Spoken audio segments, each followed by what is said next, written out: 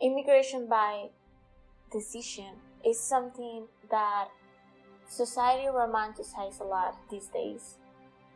But what they don't tell you about immigration by choice is what it costs, what it comes with. And sometimes you don't even know what you're going through until someone tells you that you're going through that.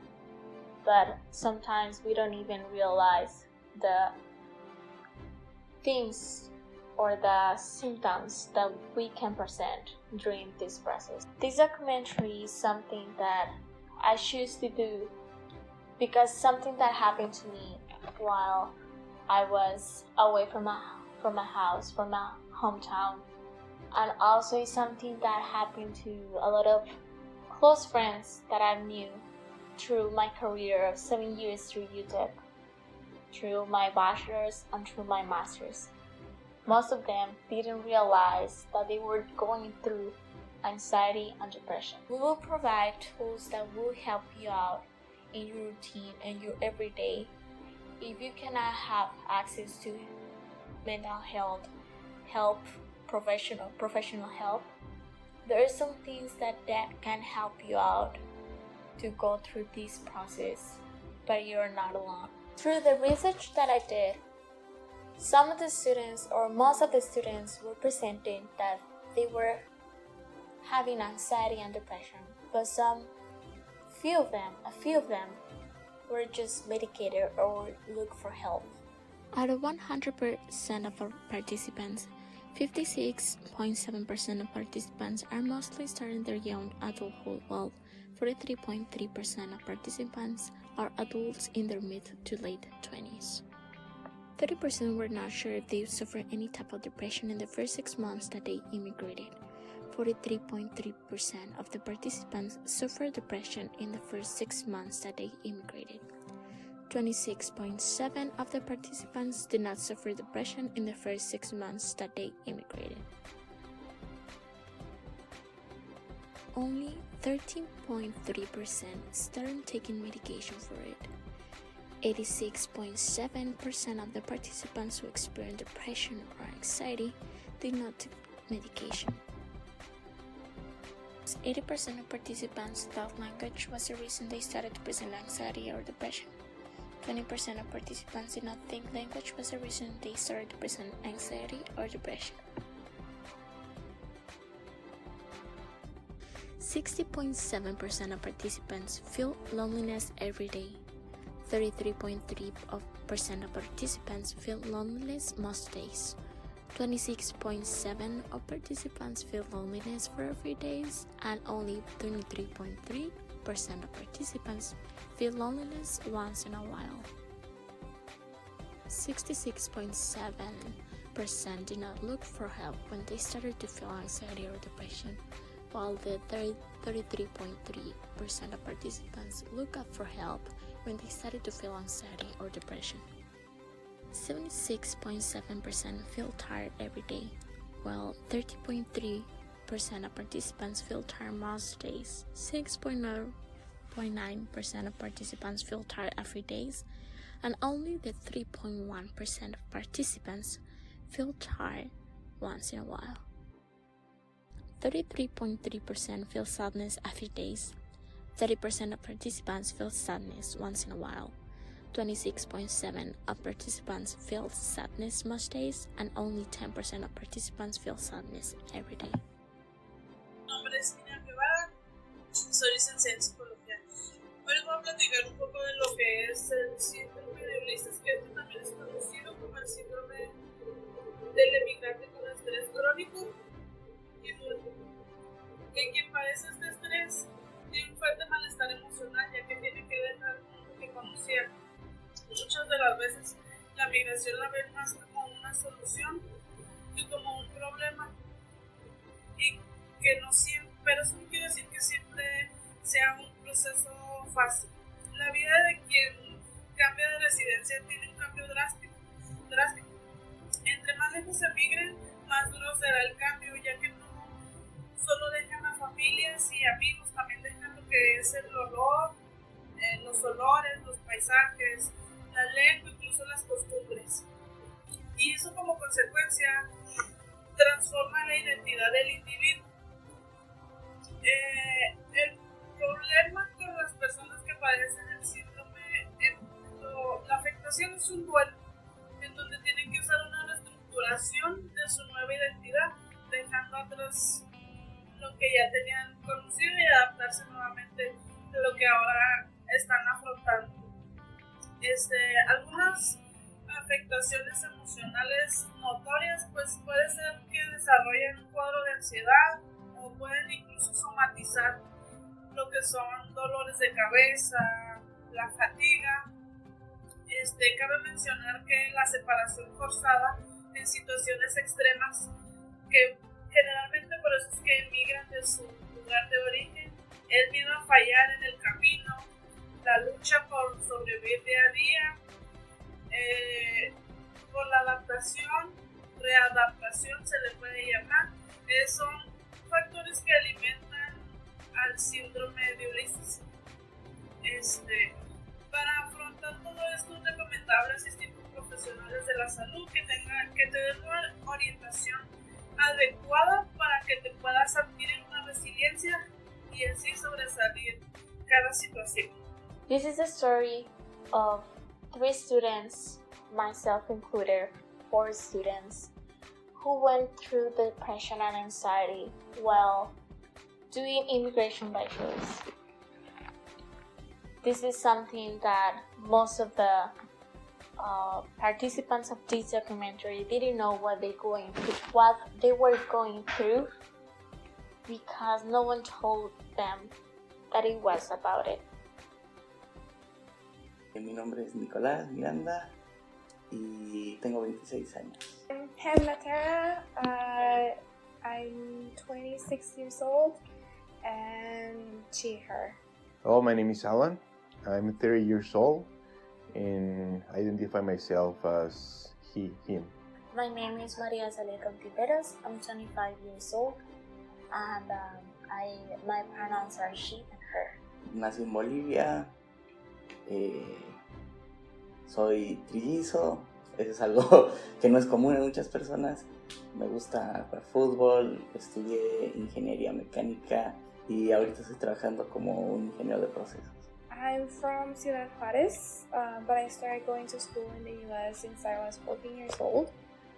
So when I was in high school, I used to cross the border every single day. We used to wake up like at 5:30 in the morning to be there at 7. And then sometimes I wouldn't go back to my house until it was like 11 p.m. because I played sports. I'm Mexican. I was an international student. Right now I'm working in San Antonio, Texas. I studied mechanical engineering in UTEP. I like soccer. That's one of my hobbies. I like go to the movies, and I enjoy my weekends watching soccer as well. I have a bachelor's in multimedia journalism. I really like playing basketball. I think it's one of my hobbies. I enjoy watching series and reading books as well.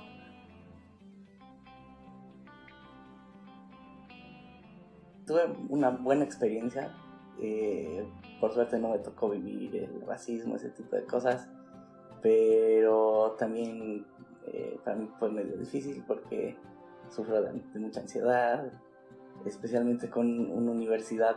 Acá en Estados Unidos las universidades son gigantes. Because my high school, everyone spoke Spanish. I didn't feel the need to practice my English.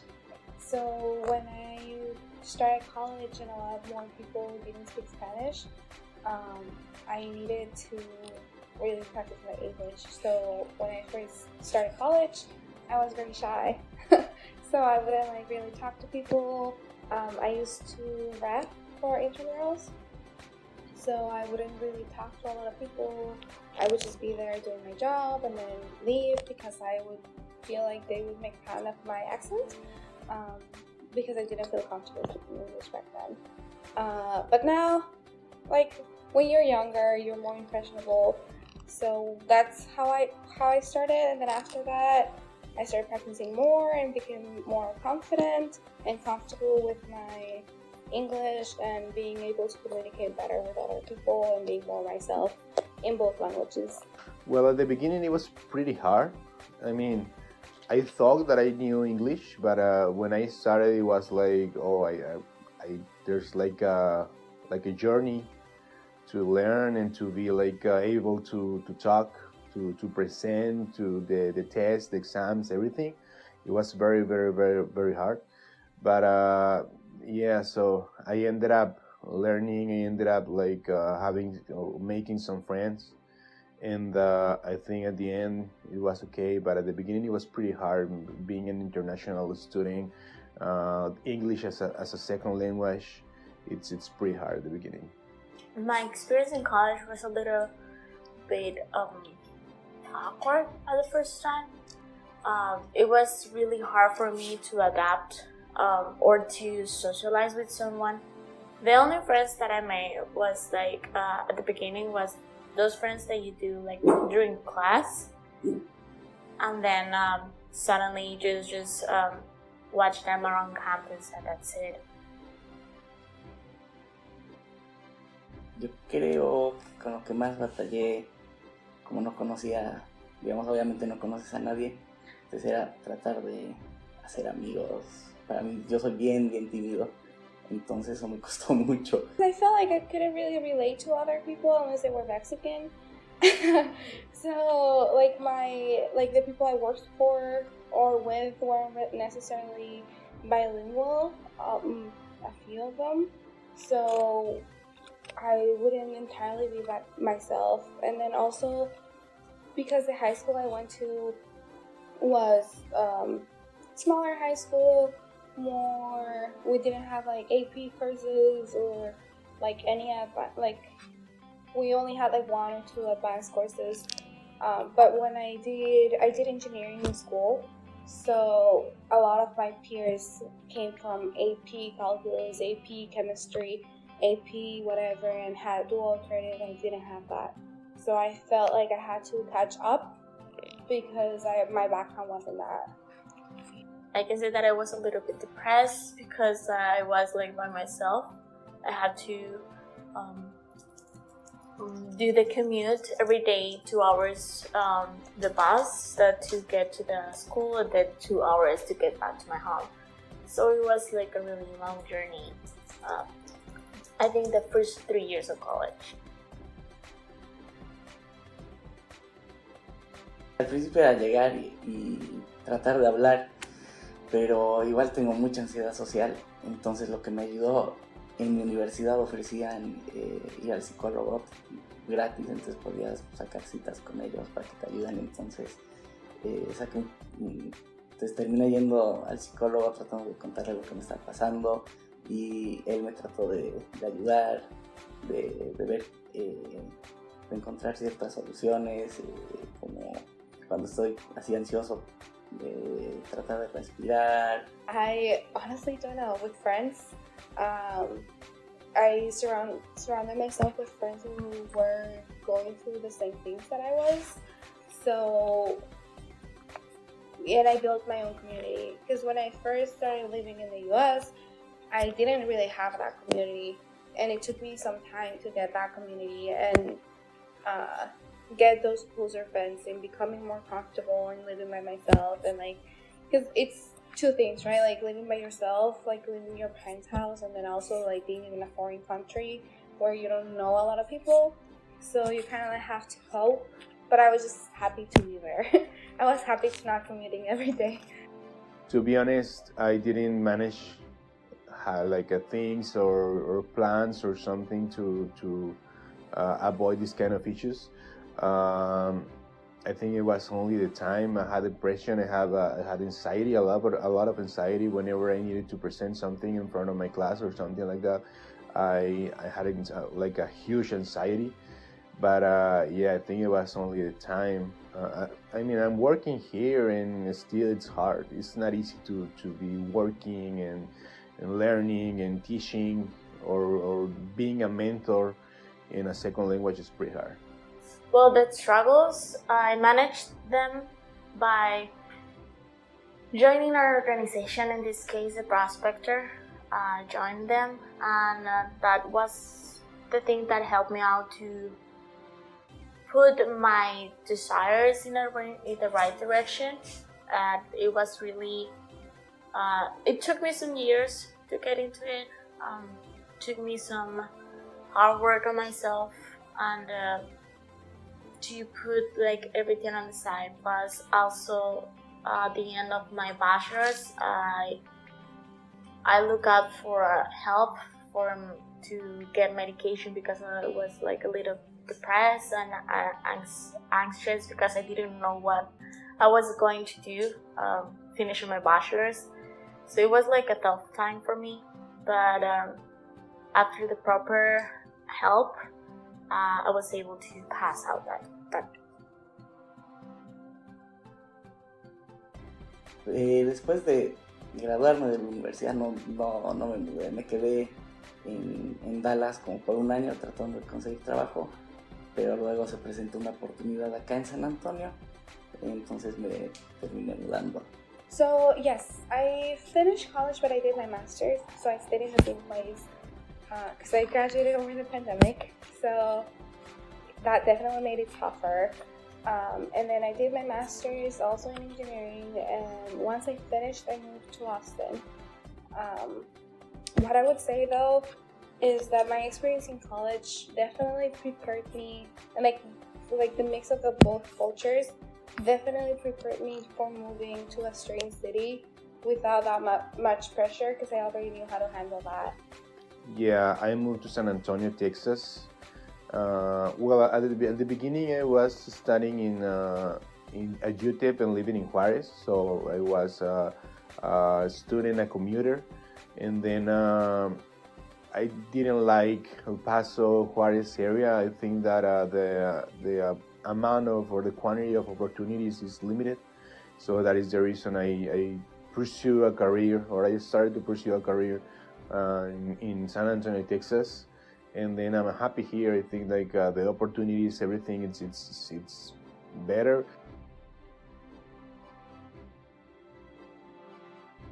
Yo creo que muchas personas que tienen salud mental de vez en cuando le tienen miedo de ir a buscar ayuda a un psicólogo, porque piensan, no sé, les da vergüenza capaz, pero realmente ayuda a ir al psicólogo.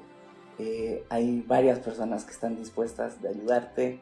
Entonces eso quisiera decirles que siempre va a haber personas disponibles para tratar de ayudarte y que no estás solo. I would say find people who have gone through the same struggles, maybe like a year or two older, so that you know that things will be fine. Because when you're that young and you don't know that, and if you don't have those persons that you can look up to, or that you know it's possible, it's really tough seeing like the end of the tunnel. So if you have those people and you build that community and you build those friendships, everything becomes bearable and it's worth it.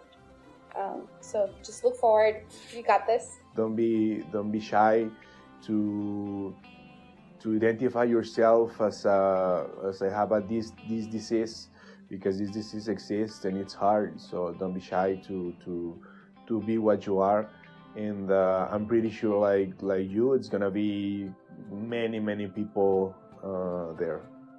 Find people who's having the same struggles that you're having, or also like look up for help. Sometimes our generation is really shy. What would they say about me if I look up for help? Our generation is really hard because they are so hard on other people, but there is nothing wrong to look out for help. In conclusion, I can say that, or one of the things that I would recommend is to look for things that make you happy. Even though you don't have access to professional help or you don't have the tools to get it, looking in your hometown, things for you from outside of school and outside of job, hobbies that you know that it makes you happy, and sport hiking, sports, exercising, shopping, reading, writing. Anything can help you out a lot. Also, another thing that you can do is adopt an emotional support animal, like I did. It's something that really helps me out on my daily life. At the end of this documentary, helplines from the university and resources from the university will be provided. The university do not worry about you only as a student, but also as a human being, as a person.